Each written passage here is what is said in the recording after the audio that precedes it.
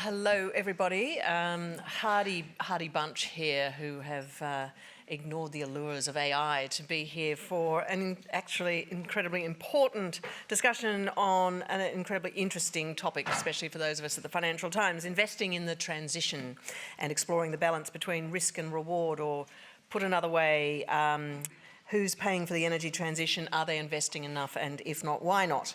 As we heard earlier, global investment in the transitions reached a record high of more than $2 trillion, according to Bloomberg New Energy Finance. But that's largely happened in China. And overall, the pace of growth in that investment is actually slowing. So to look at the reasons behind this, I'm very pleased to welcome our panel to the stage and our moderator, Chris Stevens, who's the Asia and Africa Director at the Carbon Trust. So please join me in welcoming them. Thank you.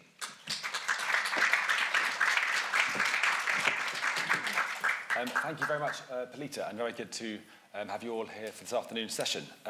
So as Polita mentioned, this session is about investing in the transition, exploring the balance between risk and reward. So as you will all be aware, and the investment opportunity within the energy transition presents a unique blend of risks.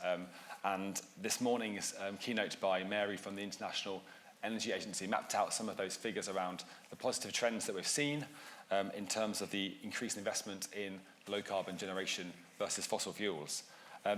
However, I think I'm keen to start this session by taking a bit of a stock take, working out how well we are faring. I think further analysis by Bloomberg New Energy Finance has been exploring the ratio of investment into low carbon energy supply versus the capital directed towards fossil fuels. And as you can imagine, that ratio is a key investment indicator as to whether we're on track to meet net zero by mid-century. So since the turn of the century, the ratio has slowly increased from about 0.5 to 1. So in 2023, we had an approximate parity of equal levels of investment. But as you can imagine, that ratio has got to go above 1 quite quickly and quite significantly. And so in particular, the ratio expected over this decade alone is 4, moving towards 6 in the 2030s, and 10 in the 2040s. So we need to really dial up that scale. But as I mentioned at the beginning, there are significant risks in the different markets. So I think to kick things off, what I'm going to do is going to ask each of our panelists to introduce themselves, explain their roles in their organisation, and then ask them what are the key things that they would need to see to ensure we meet that 4-to-1 ratio of investments in low carbon energy supply versus fossil fuels in the 2020s. So let me start with John. He's just about to pour a drink, so great timing. John, if you don't mind kicking things off. Hi, good afternoon, everyone. I'm John Merton. I'm Standard Chartered Bank's Senior Sustainability Advisor, and I always precede any comments about Standard Chartered Bank by just checking everyone knows who it is, who we are, because if you speak to a UK audience, generally, Standard Chartered Bank is only known as that mysterious organisation that sponsors Liverpool Football Club.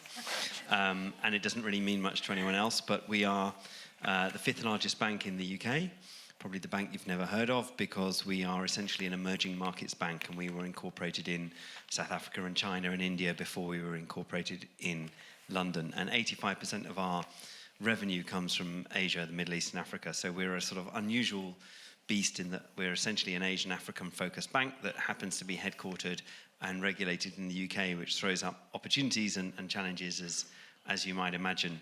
And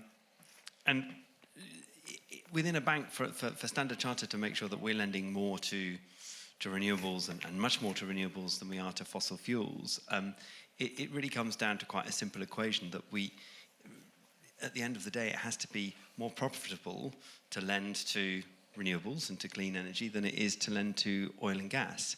And we can set some boundaries around that, and we can have an eye at a strategic level to the sort of the growth opportunities in renewables that will come from the climate goals that nations have set. And we do that by way of things like a net zero financed emissions target that we have at Standard Chartered Bank. But ultimately, within those parameters, it will have to be more profitable for us to invest and lend to renewables than it will to oil and gas. Otherwise, we'll be sort of failing to deliver on our fiduciary duty to our shareholders. And the risks of failing to do that are quite apparent at the moment when you see some of the legal challenges that the US headquartered and regulated banks are facing from a number of US states and the challenges that a number of US attorneys general are making to banks headquartered in the USA. We have a net zero 2050 financed emissions goal in Standard Chartered Bank.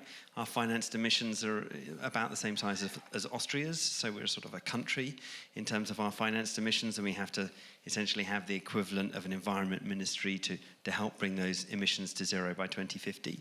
For us, it's a particular challenge because our biggest markets are India and China and Indonesia and South Africa and countries that are not necessarily on a 2050 net zero trajectory.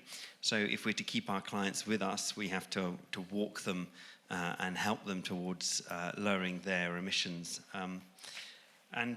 We also have a number of sectoral targets which really help in respect of the question. So we have sectoral targets for all of the key hard-to-abate sectors, and we have a new oil and gas target which reaches out to 2030 that is not an emissions intensity target but an absolute target for the financed emissions that will flow from our oil and gas lending. And what that means now is we're on a curve. We publish our results in respect of that oil and gas target on an annual basis. We're on a curve down to our target in 2030.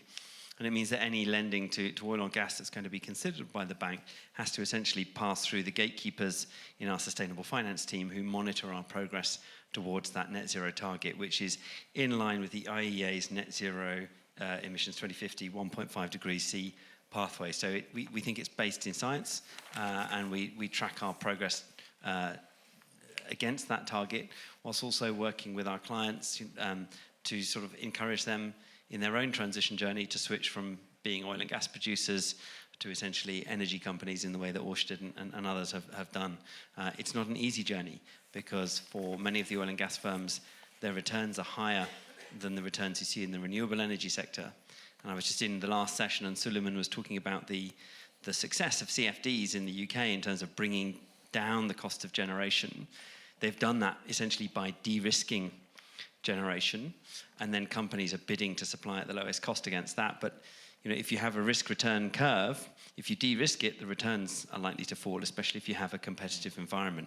So then the question is, how do you manage to sort of make sure that you maintain returns whilst lending to renewables? And that's one of the challenges, and we've got a few thoughts on that. But I know you're going to ask about emerging markets in a minute, and I'll save it till then. Sounds good. Thank you very much, John. Next up, Amali, over to you. Thank you. So just briefly introduce myself, but also BII, British International Investment, with the UK's DFI, Development Finance Institution. So we're like a mini version of IFC, but we only have one shareholder. And we were formerly known as CDC, actually the oldest DFI, was 76 years old now. And we are primarily investing in Africa and Asia. And particularly historically been very focused on equity investment, and particularly in the power sector in Africa, but also in India. We've done a lot of that through platforms where we invest equity in platforms. We set up these platforms that then, with a partner, a local partner, and then basically are able to take a lot more risk than a commercial bank in doing so, but also we're patient long-term investors. So in doing so, we bring the capital, but we work with our partners to build their capacity, their capabilities, their ESG, all their governance, so that they can become more attractive to commercial investors. And that's very much been the case with the platform we built in India, in Ayana, where we've mobilized already some domestic sovereign wealth funding from India, but also other commercial investors. So, the way in which we take a different approach to risk. I mean, we do, of course, look to make a return, but we're in a fortunate position that certainly at a portfolio level, we only have to make a 2% return, and we don't, and we recycle that. So we don't return that to our shareholder, which is the UK government, but rather we recycle that to make more investments. So we can take more risk, as equity investing is inherently more risky, and that's something I think in India, but particularly now in Africa, is so essential to building out the power systems in generation, of course, but also grid infrastructure. I know we're going to talk a little bit about that later, and I'll say some more about that. I just want to highlight one more element. I think, the question and how do we really get to this 4-to-1 scale? How do we, well, we have to really start thinking in a much more systemic way. Now, I know this is challenging, but it really requires us to, first of all, it requires governments to take a whole of government approach and think about the system. So I thought everything Chris Stark was saying on that was excellent, because that's not easy, having worked in government, worked in the UK government, as with John. But taking that, sort of setting that long-term vision, working to drive that, as Chris Stark said, is essential. But I think also us as DFIs, how we work more effectively together as a system. So delighted to be sharing this panel with a cousin IFC. I don't want to say big brother, but much bigger than us. But we do already do a lot of co-investing. How can we start to ensure that as we co-finance, co-invest, we bring areas of comparative advantage, we can ensure that we're really driving that more systemic change, which is going to be essential if we're ever going to get to that sort of 4-to-1 in the time frame that we're talking about. Excellent, thank you very much, Ali. Let's go over to Joshua. Thank you very much. I'm Joshua McCann. I'm based in the London office of the International Finance Corporation, the IFC. So we're the private sector investment arm of the World Bank Group, focused exclusively on emerging markets, private businesses. And so our core remit is debt, but we also participate in a lot of equity financing globally. And we are very happy to be working with BII regularly in Asia and Africa, and we'll continue to do so. Our core business, or our historical business, was infrastructure in the emerging world, transformational infrastructure. We've added to that mandate over time, and we now have a large FI business, as well as a lending business in particular to manufacturing, agriculture and services businesses. So those businesses in the emerging markets that we think are strategically important to meeting our aspirations are dual mandate of ending poverty and having a just energy transition. Focused on a livable planet. And my particular focus is on our syndications and mobilisations platform. So we have undertaken to our board to reach quite aggressive financing targets out to 2030, but they are met with, or they are enjoined by, targets as well as in our mobilisation and our syndications business. And so this is an area of focus for us in our London office, and we'll talk a little bit more about engaging institutional investors and the breadth of investors that we'll need to bring along for this journey. But in relation to the 4-to-1 goal, I think it's very helpful to be reminded that through till 2035, most of the growth in both production and consumption is going to be in emerging markets. And if we look at where renewable energy generation and investments have come recently, only 15% of those investments are in emerging markets ex-China. So we're very successful and wonderful to see the volume of money that's been invested in China, but we need to see that scale up also in other emerging markets. And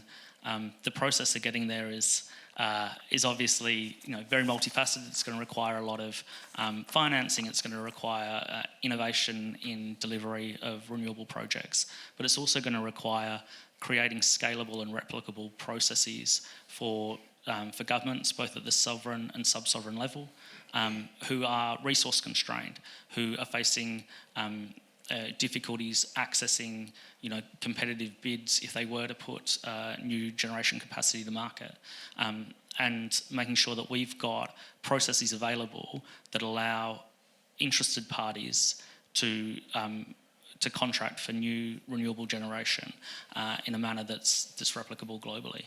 And so that's, I think, an important piece of the work that we're focused on at the World Bank Group, and that's part of the work that we do at IFC with our sister institutions at the World Bank Group, is trying to develop those processes, and most successfully to date, the Scaling Solar Initiative, where we create a one-stop shop for interested governments to engage with the World Bank Group writ large for the deployment of solar power.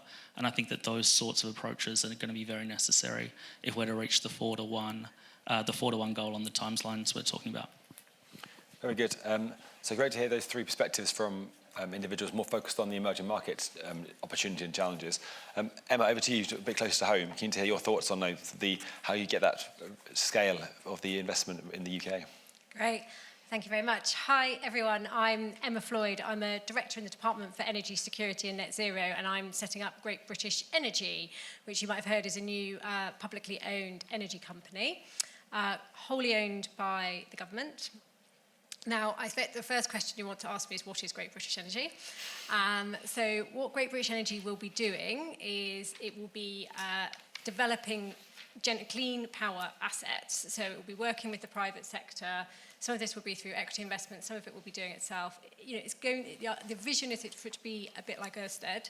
So it will be getting involved in those early stage development of projects, but also at construction and in ongoing operations is the aspiration.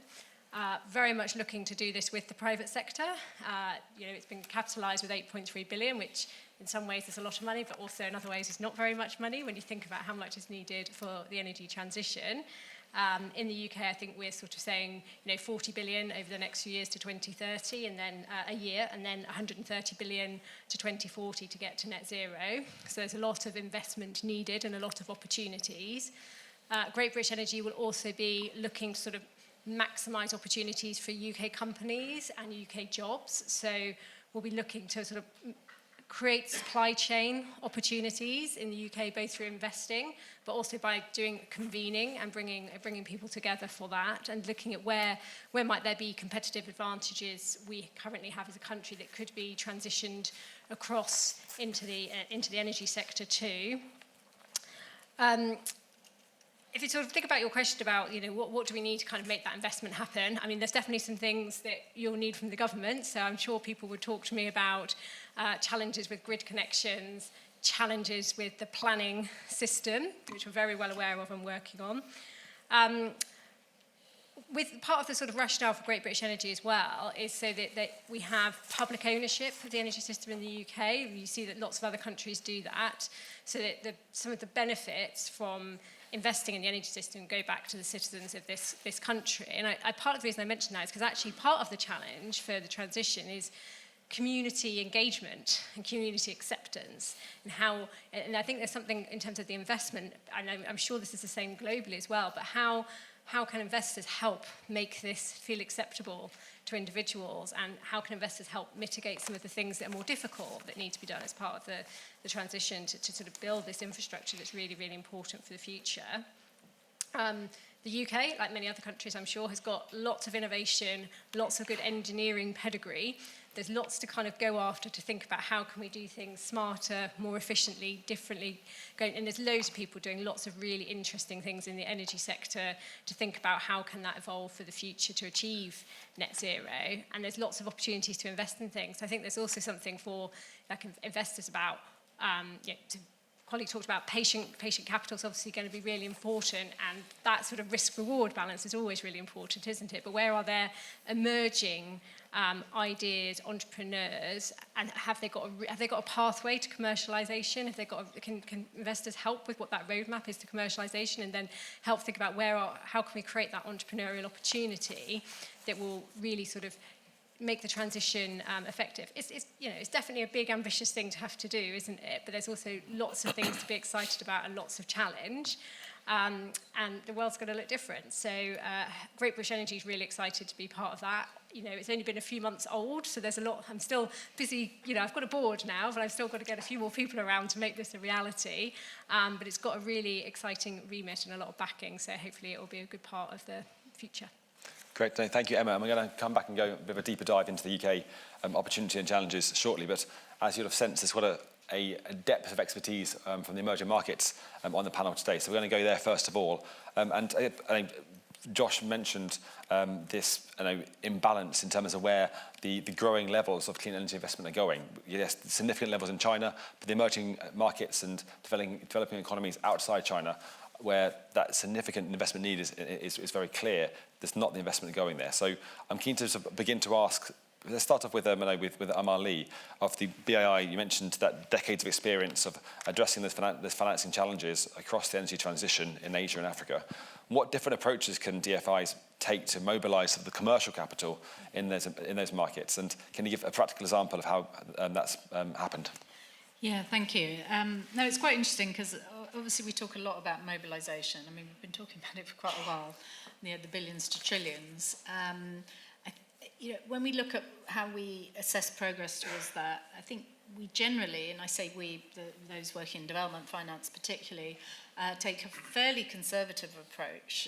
The OECD guidelines on that are sort of quite specific, and really it's where, without going into the details, where any capital mobilised is effectively specifically recognised at that within that investment direct, so what you refer to as direct mobilisation at a sort of transaction level. However, we also do a lot of other types of mobilisation that probably we're not really sort of counting or reporting in the similar ways we do under OECD guidelines. BI actually produced a report on this and identified various pathways to mobilisation, recognising there are different ways of doing it. So one of the ways that we've probably got most track record, if you like, is what you could broadly refer to as, I guess, sequential mobilisation, where, as I mentioned, we being very strong in equity investing in Africa, in Asia, particularly in India. We come in early stage, we work with project developers, we help build them out, we make them effectively investment ready, investment grade, and then can attract other institutional investors in to that platform. That's been the case in, as I mentioned, Ayana in India. And it's really interesting because when we first, in a very short amount of time, that platform and Ayana in particular, its business has grown massively. When we came in 2018, we had a goal to invest 300 megawatts of renewables. By 2021, we came in with a follow-on investment. Ayana was already over a gigawatt. I was just checking now in 25, they're at 5 gigawatts and have a goal to reach 10 gigawatts and eventually 30 gigawatts of renewables. So really quite rapid growth. The Indian National Sovereign Wealth Fund is now 51% shareholder. And so you've also then got real kind of Indian domestic capital going into this sector. In 2018, there was very little commercial capital going into these utility scale renewable energy projects. So that's one type, that would be more sequential. The other, and in fact we're quite excited, just last week we've also launched a new competition, a mobilisation competition, where we're fortunate now. So a lot of what we've done so far has whilst we can take a lot more risk, we haven't typically done blended finance. That said, we do now have new blended finance facilities, including a new one, a mobilisation facility that the Prime Minister announced in New York last September. And part of that we're using as a competition to effectively really try to sort of source and sort of do some sort of discovery, if you like, around what asset managers can really do to innovate around mobilisation. We do think, particularly in this early stage, that most of the mobilisation is going to be in the energy system, particularly renewable energy, and that's certainly where we see most opportunities coming in. It's not limited to the energy sector, but it's where there is the assets are relatively relatively well understood by institutional investors, and whilst there may be some risks, a lot of the risks, particularly policy risks, often don't exist to the extent they may in other sectors because of, as we've heard, contract for differences, long-term contracts, so power purchase agreements. So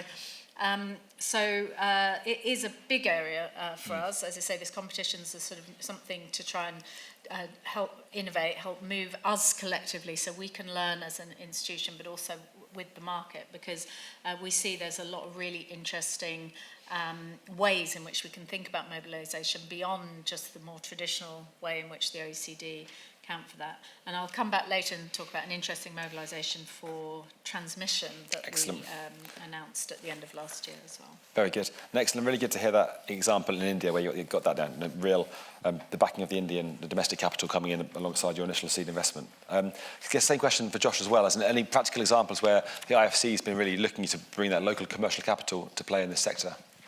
Yeah, definitely. Our approach to mobilisation historically has been deal by deal based. So each transaction we would be looking to meet the needs of an individual transaction, typically through an AB loan structure where international banks would participate in an IFC loan, and they would have the benefit of our PCS and umbrella as a result of that.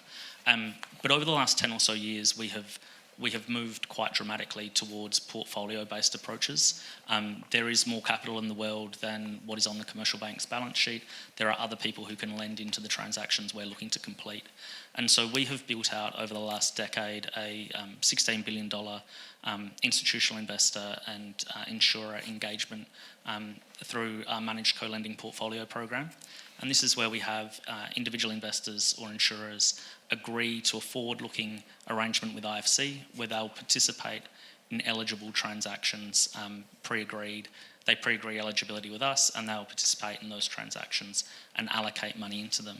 And so this structure has allowed us to direct financing to transactions across the emerging world.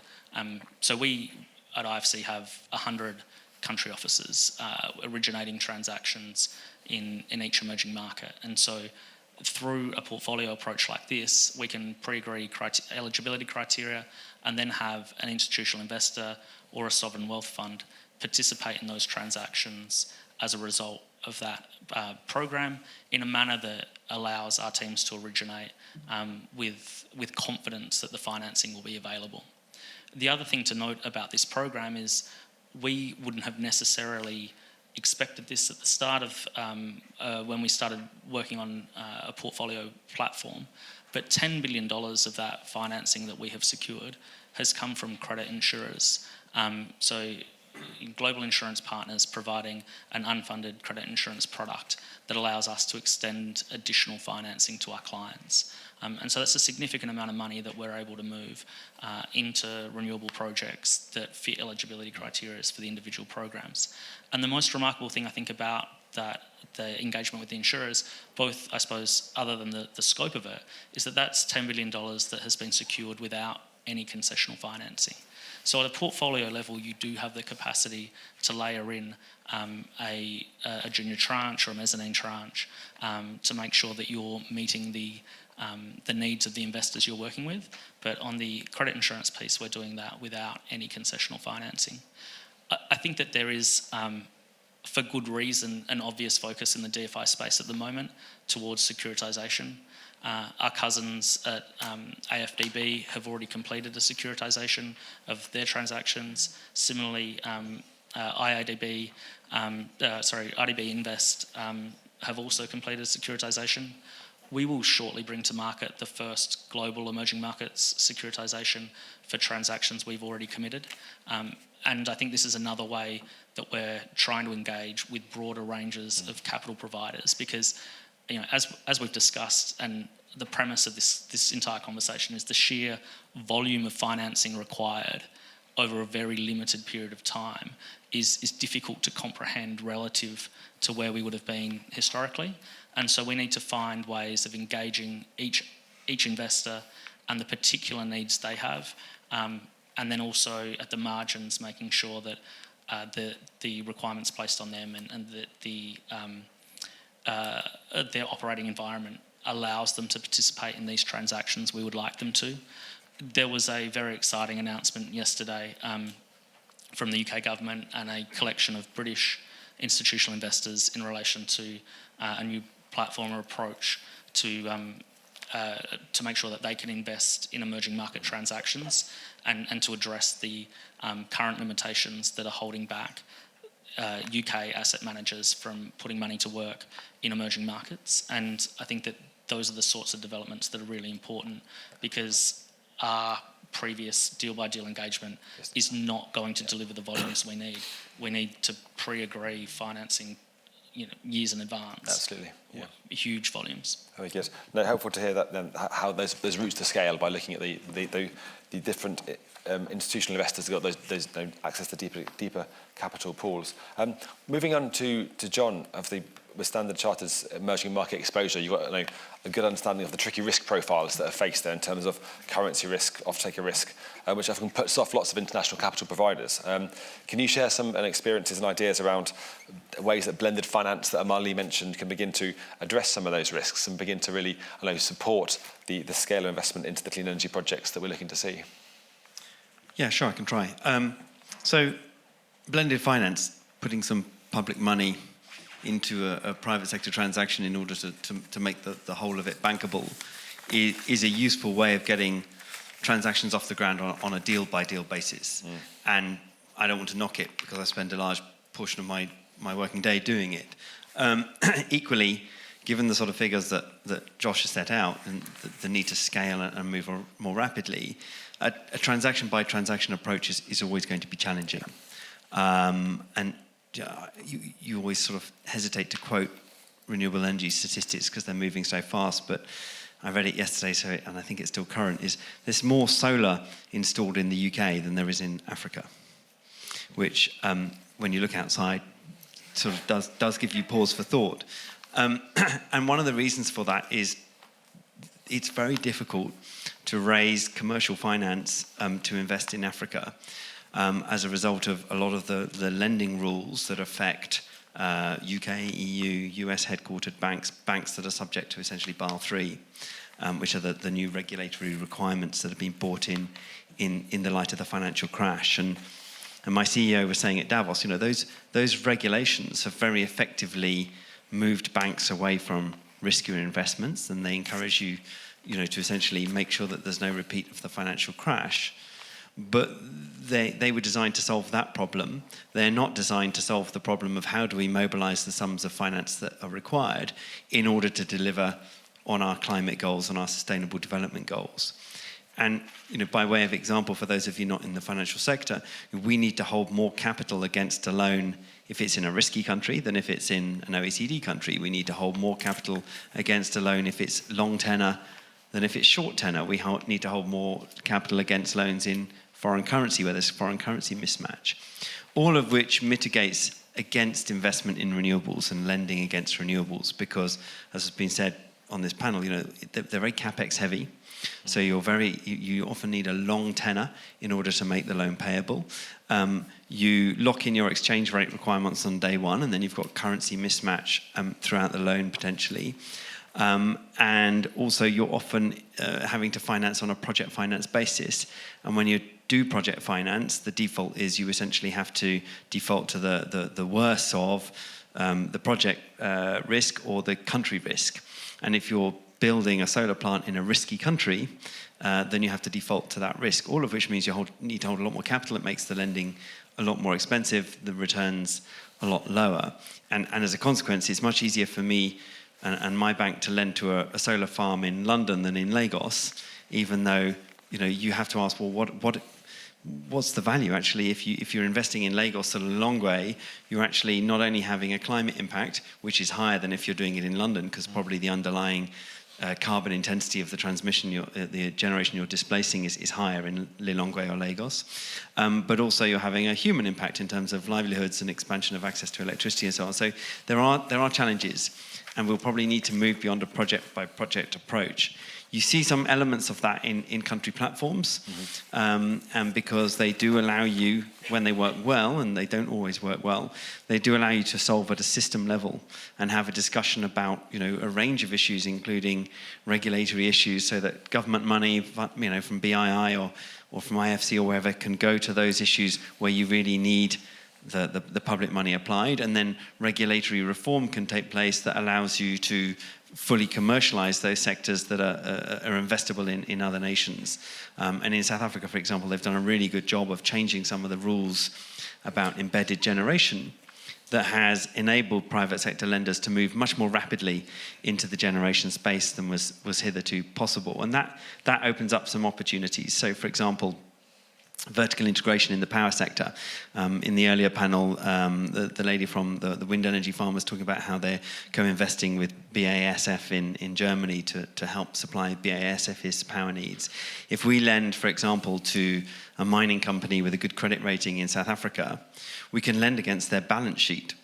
As opposed to project lending, and they can build their own solar generation facilities they can consume their own power, and the returns on that are much higher than lending against a generator that's going to sell to a state utility that's offering a minimal price for the electricity. So vertical integration is really helpful. You can do a lot with rooftop PV, even if you just look at what's been happening in Pakistan recently. They changed the rules. The meter, you can now turn the meter backwards with rooftop PV in Pakistan. And the level of investment over the last 2 years has been astounding, to the extent that now you're seeing the emergence of stranded assets in the Pakistan electricity system, because so many firms are building rooftop solar that the demand on the grid in the middle of the day is far less than the capacity that was programmed to serve it. So you can see some really interesting things there. And the payback on that is very short, which really speaks to the commerciality of it. And then finally, you can look at, if you have full market reform, you've got the potential in some markets to essentially finance merchant power. And that's potentially a big unlock for finance in some emerging markets in the future. There's quite a lot that needs to be done to make that viable, but I think that's the direction of travel, and I think that will enable us to really up the pace and de-risk, and not always have to lend for 15, 17 years and be punished under the Basel rules to get these projects going. If you can finance at merchant risk on a short-term basis, and then it can be refinanced subsequently, then you might be off to the races. Excellent. Thank you, John. Really good to hear some of those examples. And Pakistan's come up a couple of times today as a positive example to look at. And also, both you and Amali mentioned the systems level thinking, which, and I'm not sure if you saw the earlier presentation by Andy Lever from the Carbon Trust about that systems, how fundamental it is to think about the different elements of the transition along the supply side, the grid, and also the fossil phase down. So hopefully we can come back to get some perspectives on that towards the end of the panel. Let's jump back to Emma in the UK. Earlier, with the pleasure of Chris Stark talking about some of the efforts that are already being made underway in the last 6 months of his role. There's clearly an ambitious target being set for the 2030 decarbonisation of the power system. What's your strategy at GB Energy for crowding in that private investment that's required, recognising that there's a scale and pace that's needed that we have not seen before? And what are the biggest risks that you see, and how can you address them? Yeah, thank you. So absolutely, the goal has to be crowding in that private investment. As I say, 8.3 feels sort of a lot of money, but it's really not compared to what we need to do. So absolutely, the goal is about crowding in that private investment. So I think the first thing I say is, we are setting up a proper company here. We are going to get people in with private sector backgrounds and experience who are going to be the people who lead this. So that will help make sure it has that commercial mindset and thinks about how are we doing things, both to benefit the sort of UK taxpayer, but also for the benefit of the sector as a whole and the UK economy. So I think there's something about, so if I think about the kind of people we've been talking to already in the market and what kind of things would be helpful to them. So they've talked about how, if they're going into something alongside GB, or they're developing an asset with GB together, that actually gives them confidence, but also the wider people investing in that technology confidence that the government is behind it, and therefore that brings more investors to the table. That is definitely a very clear message we've had for people, that if GB looks at something with them and it's going in on commercial terms, that helps them bring other investors to the table too. We talked quite a bit about risk and reward. So there are clearly some technologies that are much earlier stage, but there's a lot more risk at the moment. So if you think about floating offshore wind, Great British Energy playing a role there in that earlier test and demonstration phase to help where we can take more risk than perhaps some private sector investors can help sort of get that going for everybody. But of course, as a proper company, it's going to have a balanced portfolio. It can't just do all of the really high risk stuff for everybody. So we've then got to think about, okay, well, where are there areas in the sort of more mature sector where it makes sense to play a role? And again, we've had developers come and talk to us about where they've got some more mature assets and say, actually, if you could come in with us and put an equity investment and do this with us, that frees us up some balance sheet to go and do something else as well. So there's sort of different roles to play there. What we also want to see from Great British Energy as a sort of strategic and connected player in the system is having a really sort of responsible role around using its network and bringing people together to help address challenges and problems. So the supply chain's a great area where this might be the case. If we can kind of come together, aggregate things, look at challenges together, help people see order books, then getting that investment in the UK can absolutely be something that we hope that Great British Energy will be able to achieve. I should also say a word about the National Wealth Fund, because we also have the National Wealth Fund in the UK now. So if you, very simplistically, National Wealth Fund is the government's bank. Great British Energy is the government's energy development company, would be my very simplistic way of explaining the difference between the two, but they will clearly play a very important complementary role to kind of helping get the transition occur and, as you rightly say, making sure that we work with the private sector to crowd in that investment. So this is the government putting more skin in the game to kind of do it together. There are, of course, though, lots of sort of challenges to that. I mean, I talked about some of them earlier, about some of the sort of regulatory policy environment that we kind of need to work through. We've talked about contracts for difference, which have been a really helpful tool for sort of risk and reward balancing, but I think there's also things we probably need to look at about, as we go forward future, is that the right intervention? How do we reform things as the system evolves that we need to think about together? And then I think there's also something to think about in terms of what is the UK good at and how do we make sure we really go after that rather than trying to do everything. So I think that's another area where it's important for us to recognise what I said earlier about, yes, let's embrace entrepreneurialism. There's also some things we're really, really good at. So we should really sort of lean on that in terms of trying to get that sort of manufacturing, for example, in the UK. Excellent, very good, Emma, thank you. Okay, so I'm going to try and sort of pull together some of the threads that we've heard about in some of this discussion today. In particular, this reference to the need for collaboration between different types of financial institutions, recognising you've all got different risk profiles and ability to act in different markets. And so thinking about that collaborative approach, and then also bringing in this wider energy transition green print concept. So as Andy talked about, we need to think about how we deliver that secure and affordable decarbonised power system that includes parallel thinking around squeezing or removing the fossil fuel plants of the system, upgrading the grid and the network infrastructure, and prioritising local solutions, storage and flexibility, while really scaling the renewable deployment. So much going on there. And as David Elsinger earlier talked about, often people try and put forward simple solutions to complex problems, but the reality is this is a complex world we live in. So how do you navigate that complexity? So any thoughts around that system thinking and the role that financial institutions can play in trying to create the progress we need to bring the capital to the projects that are needed? And Emma Lee, do you want to start with this? Okay, thank you. I think, unfortunately, I missed Andy's presentation, but really, really interested in the green print because, and I think everything that Emma's just said about how the UK is now putting in place the effective institutions that are going to really be needed to drive this kind of systemic change. And I think to a large extent, when we look at how we do this, some countries, and I've talked quite a bit about India. India, it's a big country, and so it's currently now in the process of putting in place relevant institutions, both public and private, I think when we think about, and John and I have both been involved in these just energy transition partnerships, particularly in South Africa, and again, that's been about reforming some of the existing institutions, the utility, building an independent, effectively independent grid operator, trying to really bring in private sector as they unbundle the sector, but in doing so, also building out, those new institutions. And I think, and that needs to happen at a national level, ideally. At the same time, a lot of the countries we're investing in Africa, they're much smaller countries than South Africa, than certainly India. And so an approach we take is working through, as I mentioned, platforms in India, but we also, and it reminded me, it's similar to the relationship between maybe the National Wealth Fund and GB Energy.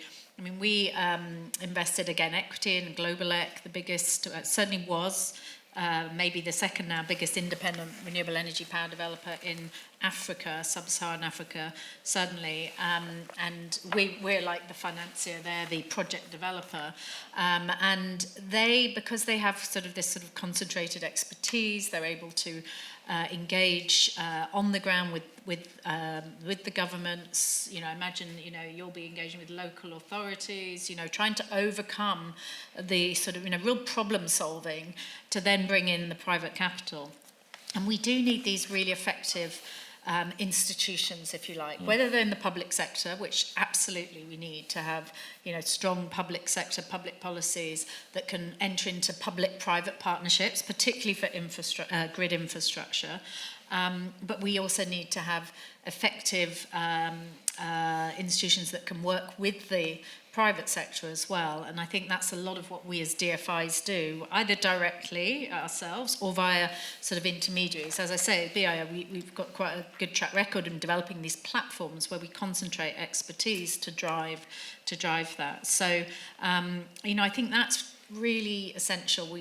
We sort of underestimate maybe, or we recognise that finance is obviously a key challenge, and can be a key lever. But if we don't have the right kind of institutions, whether that's to put in place the policies or whether it's to build out the projects, and particularly, bring more greenfield projects, build out a pipeline of investable projects. If those aren't happening, then we're not, finance has nothing to finance. So I think, that's a really, really important part, and something, as I say, as a long-term investor in Africa, we bring our expertise on the ground alongside our capital. Very good, thank you. Conscious of running a bit short on time. Joshua, over to you. Any final thoughts on thinking about the system challenges, but also the collaboration between different financial institutions? Yeah, I think the system challenges require like a very directed and committed level of engagement to resolve. And I think an area of focus at the moment across the World Bank Group is the Mission 300 initiative, where there are currently 600 million people in Africa who still don't have access to electricity in the home. So closing that gap is absolutely vital to delivering and helping people escape the very first steps and the most difficult parts of escaping poverty. And so there has been a cross World Bank Group, in conjunction with the AFDB, a giant initiative over the course of the last 12 months that was announced at our spring meetings last April, I believe, reaffirmed at our annual meetings in September, will be discussed again at COP, I'm sure. But it's a program that the highest level of the World Bank Group is committed to. It engages every component part of our institution, so public financing, concessional financing from IDA, private sector investment from the IFC, as well as technical support from the World Bank Group, guarantees from MEGA, but also working hand in glove with our partners at AFDB, and then in addition to that, requiring dollar for dollar mobilisation on the $45 billion that we expect to invest over the next 5 years from the private sector. So there is like a level of focus that's required to address these issues, and institutions like GB Energy, I think, are very important. If there is a focus at the highest level on resolving these issues, you need to build the structures that allow it to happen. Yeah, no, very good. No, once again, that Mission 300 is a fantastically important initiative, so great to hear the World Bank groups taking a lead on that. Look forward to hearing about how that begins to deliver some real impact. Emma, final thoughts from you, from the UK perspective, and what we've discussed today? Thank you very much. I think that point about like the level of focus is a really key one, isn't it? And how do you bring? We've got lots of like really talented, exciting people who've got lots of great ideas in the system. So it's like, how can we bring them together to sort of think about the problem and recognise that there are vested incumbent interests. So how do we sort of bring those to the table, think about the journey with them and what they've got to bring to the table from all the things that they've been doing already. So like I say, I do see part of Great British Energy's role in the UK being that sort of strategic convener who brings networks together. But I also do think there's a role for investors more broadly in that respect as well, because you have got a really good network of people in the system. How can you be bringing them together? Where are you spotting opportunities to incubate things, to accelerate things? Where do you see talented people in the system that you might be able to point in particular directions or connect people up to help part of this system thinking? And I said it earlier, but I think that sort of, this is definitely something we struggle a lot with in the UK, is often we're quite good at the R&D, but then commercialising it is quite challenging. How can you help people with what that commercialisation roadmap is to kind of get there? And then my final thought would just be about, I talked about it earlier, but the community engagement, that how we bring people with us on the journey as we change things. We've got massive infrastructure out there today that was built in the past, but we need new infrastructure for the future. How do we bring people with us? How do we do that community engagement? And I do think the investor community can be a really important part of helping with that challenge. Very good. John, final comments? The audience can't see, there's a sign down here that's gone angry red. I'm a student of geography, and I would just make the sort of plea to recognise geography when talking about the energy transition. We talked about, emerging markets ex-China, and we think we've done well to make a distinction between China and other emerging markets. You've got to disaggregate further. The economics of energy transition in South Africa, where the lights were going out and the system was falling over, are very different than the economics and the politics of energy transition in Jakarta, where they've overbuilt coal on the island of Java, and you have to, essentially take the coal off grid early before you've got space on the grid for renewables. So disaggregation is really important if you're going to make progress on this issue. Absolutely. Excellent. No, thank you very much all. That was, I think, a fascinating discussion across a wide range of topics. And just a few final summaries based on what the panellists have been saying. So clearly we aren't yet seeing the investment we need. That ratio of 4 to 1 in terms of investment in low carbon generation versus fossil fuel isn't happening this decade yet. But there are a number of solutions put together or suggested today to enable that. So we heard a lot about the role of the government to create the enabling environment, to create the right incentives, institutions in particular to both to ensure that the right people involved, but also that the pipeline of projects are being developed, engaging people along the way. This fundamentally needs to be a human-centric transition, thinking about the wider implications. The different institutions here talked about playing to their own strengths, so understanding their own risk profiles and how they can collaborate together. But fundamentally, back to John's early words, it needs to be profitable, otherwise the money won't flow. So, that's the challenge that presents to us all. How do we work together to achieve that goal? So once again, please thank the panellists for today's contribution, and thank you all.